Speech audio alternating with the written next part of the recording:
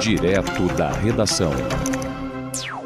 Informações aqui direto da Polícia Federal nesse momento sobre essa quinta fase da Operação Unicarne. A polícia informa aqui que foi deflagrada hoje essa quinta fase da Operação Unicarne e o objetivo é aprofundar a apuração de indícios de lavagem de dinheiro praticada pelo capo da nova cúpula do Jogo do Bicho e possível ramificação do esquema junto a integrantes dos poderes executivo e legislativo do Rio de Janeiro. O capo que eles estão se referindo aqui é o Adilcinho. Adilson Oliveira Coutinho Filho. Esse seria o capo, seria o chefão hoje do Jogo do Bicho, um dos chefões do Jogo do Bicho no Rio de Janeiro. E nessa ação, os policiais federais estão informando que eles cumprem 3 mandados de prisão preventiva e 14 mandados de busca e apreensão expedidos pelo STF nos endereços vinculados aos investigados, nas cidades do Rio de Janeiro, São João de Meriti, na Baixada Fluminense. São os endereços que estão vinculados aqui. Creio que nas cidades do Rio de Janeiro e São João de Meriti seriam endereços ligados, teoricamente, que é o Adilcinho, não sei.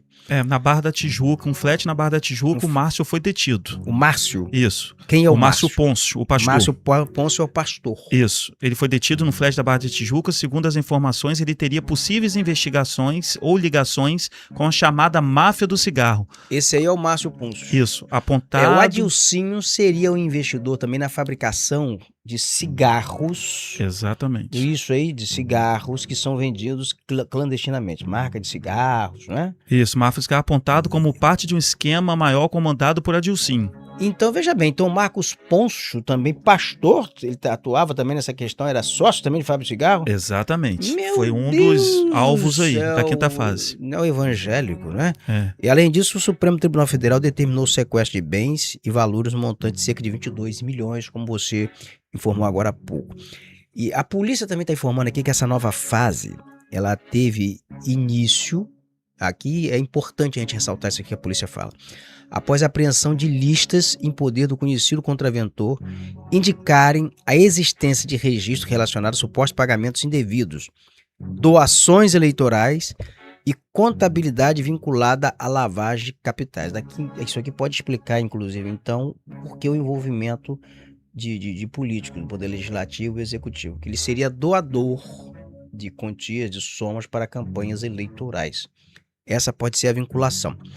Então essa lista ela foi apreendida em poder do contraventor. E essas listas, a polícia informa aqui que elas chamaram a atenção dos investigadores por apontarem possíveis repasses diretos de valores a agentes políticos do estado do Rio de Janeiro. Então o que a polícia está dizendo aqui? Que a lista tem uma lista com nomes. Que essa lista, ela pode, não há localização de dinheiro, não há apreensão de dinheiro em poder de ninguém. Mas essa lista ela pode apontar possíveis contribuições de campanha dessas figuras que são investigadas para políticos no estado do Rio de Janeiro. E essas investigações elas prosseguem com análise do material apreendido, identificação do fluxo financeiro investigado e apuração da participação de eventuais beneficiários intermediários e operadores do esquema. Então o que a polícia está tentando fazer aqui é rastrear o dinheiro. Se está na lista lá que havia doação, se tem numerário, se tem, foi doado, fulano, tanto, o que a polícia vai tentar fazer é saber para onde foi esse dinheiro, se foi doado, se não foi, é tentar seguir esse dinheiro. E essa ação se insere no contexto da decisão do Supremo Tribunal Federal, no âmbito do julgamento da DPF 635, que é a DPF das favelas, cujo relator é o ministro do STF hoje, Alexandre de Moraes. Exatamente. E dentre outras providências, o Alexandre de Moraes ele determinou que a Polícia Federal conduzisse as investigações sobre a atuação dos principais grupos criminosos violentos em atividades no Estado e suas conexões com agentes públicos. Vale lembrar, Roberto, que ao todo foram expedidos 3 mandatos de prisão e 14 de busca e apreensão. A minha curiosidade é saber que o mandado de prisão é contra quem? Quem é que tem um novo mandado de prisão? Porque nós temos mandado de busca e apreensão, é uma coisa. O mandado de busca e apreensão o ministro Alexandre de Moraes autorizando a polícia ir lá e recolher material, fazer busca e apreensão na casa, imóveis. Então. Outra coisa é o mandado de prisão. Então, a Polícia Federal está cumprindo o mandado de prisão contra o ex-presidente da Assembleia Câmara, Legislativa. então, Rodrigo, olha só. Rodrigo Bacelar, o pastor Pôncio, Márcio Pôncio, e o contraventor Adilcim. Bom, então Os três. nós temos dois fatos aqui. Olha só, o Rodrigo Bacelar e o Adilcim, eles já estão presos. Já tem um Certo. decreto de prisão. Uhum. Então, é o segundo decreto de prisão contra eles. Então, se lá na frente cair um decreto de prisão, eles continuam presos porque tem um segundo decreto de prisão. Então, tem 2 decretos de prisão para derrubar para sair. Para sair. Para sair da cadeia. Então, é o segundo decreto de prisão aí que vai... Exatamente. que E tem que 14 atinge. buscas de apreensão, que com o tempo aí, durante o decorrer da manhã, as pessoas vão estar sabendo informações aí. E possivelmente amanhã no programa você vai dar mais detalhes. Agora né? chama atenção aí essa figura, o pastor Márcio Pôncio, a gente, para saber quem é, porque todo mundo fala pastor. Porque o pastor, muitas vezes, você fala pastor, você acha que isso daí é uma imunização contra o mau caratismo, contra o envolvimento com coisas erradas, né? Mas nem sempre é assim. Você está vendo um envolvimento muito grande de pastores em diversas atividades, em diversas empreitadas. Mas para a gente conhecer aqui quem é esse pastor o Márcio Pôncio, vamos aqui chegar aqui, quem ele é. Ele é pai da deputada estadual Sara Pôncio, do Solidariedade, e do cantor Saulo Pôncio, que é ex-membro da dupla 144K. O que é isso? Que Deve ser essa? alguma banda Alguma evangélica. evangélica? É. E além da atuação religiosa, o pastor ele se apresenta nas redes sociais como patriarca da família Pôncio e membro da Igreja da Nuvem. Essa é a igreja dele. E no meio empresarial construiu sua trajetória no setor do tabaco, do cigarro, atividade que lhe rendeu o apelido de pastor do cigarro. Exatamente. Meu Deus do céu, como é que pode isso, gente? Um pastor, ele atua no mercado, no ramo de cigarros. E aqui consta ainda que sua família ganhou grande notoriedade na internet há alguns anos devido ao estilo da vida luxuosa, ostentação e aos dramas familiares amplamente expostos na mídia. Recentemente, ele ganhou grande destaque no noticiário por se tornar alvo de um mandado de prisão, né, pelo Supremo Tribunal Federal.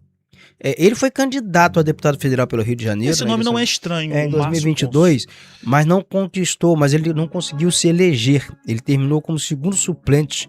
Ele teve 33 mil votos como candidato a deputado federal, que é muito voto, né? Sim. Não é pouco voto, não.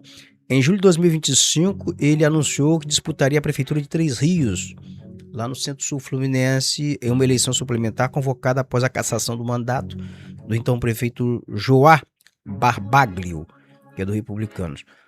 E o Márcio Pôncio ele afirmou que apostava na ligação com a cidade, na popularidade do sobrenome para buscar a vitória nas urnas, né, para vencer a eleição. E a família Pôncio ficou conhecida nacionalmente por sua grande influência nas redes sociais, essa ostentação de patrimônio aí, como foi o que nós falamos. você falou, né? E essa filha dele, a esposa do Márcio, a Simone Pôncio, ela está grávida novamente aos 50 anos. Está grávida, a esposa dele. Vai ser pai. E chegou a contar que ele fez uma vasectomia aos 28 anos.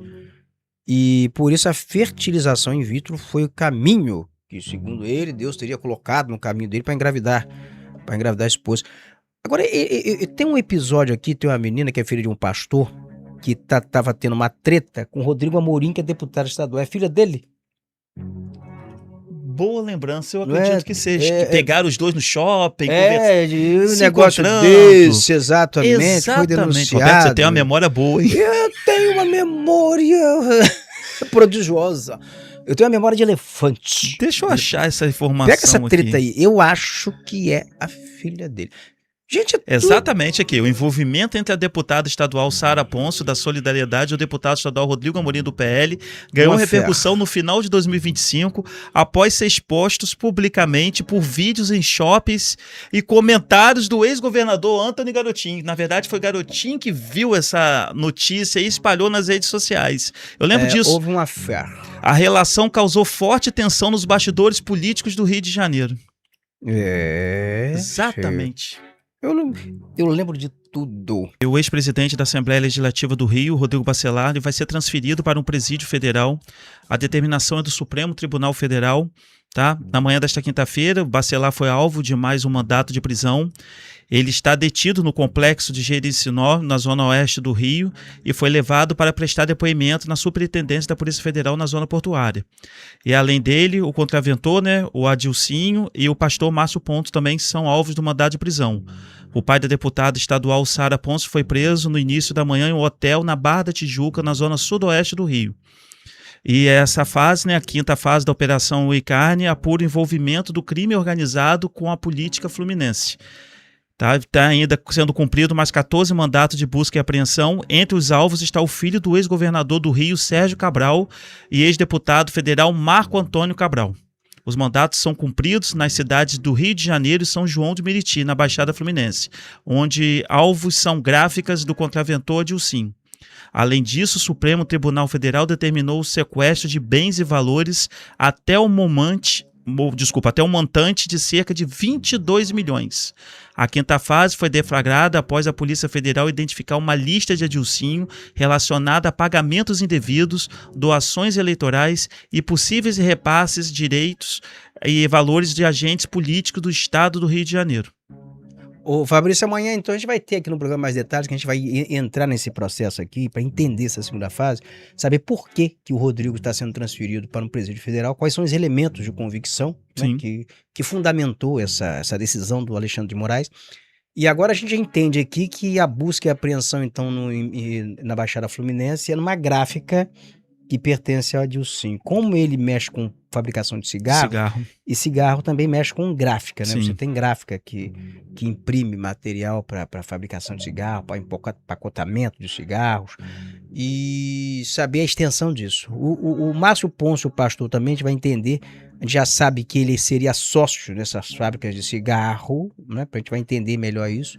Vai analisar o impacto disso aí na campanha da filha dele, que é candidata à reeleição para a Alerj, né? Entender isso, como é que isso vai se dar, se vai ter um impacto, qual o impacto que isso terá.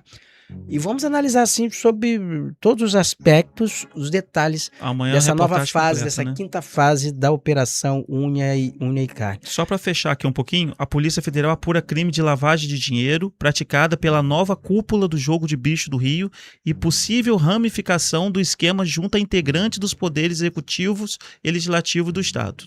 Mas aí ele fala o Poder Executivo, mas até aqui a única operação, o nome que a gente tem aí é só do Poder Legislativo, Exatamente. O Rodrigo Bacelar.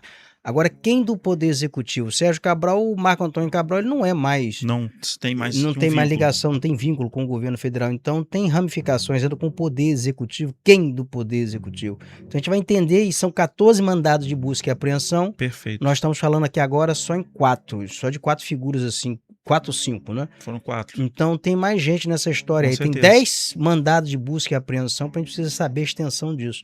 Que é só empresa, é só imóveis, ou se tem outras pessoas que são alvos também desses mandados de busca e apreensão. Com certeza. Mas nós vamos amanhã apurar agora, ao longo disso tudo certinho aqui, o pessoal da agência Fonte Exclusiva, Portal Viu, Diário da Guanabara, o Rebate e do Giro Capixaba já estão aqui numa força-tarefa apurando isso para amanhã a gente abordar detalhadamente aqui no programa.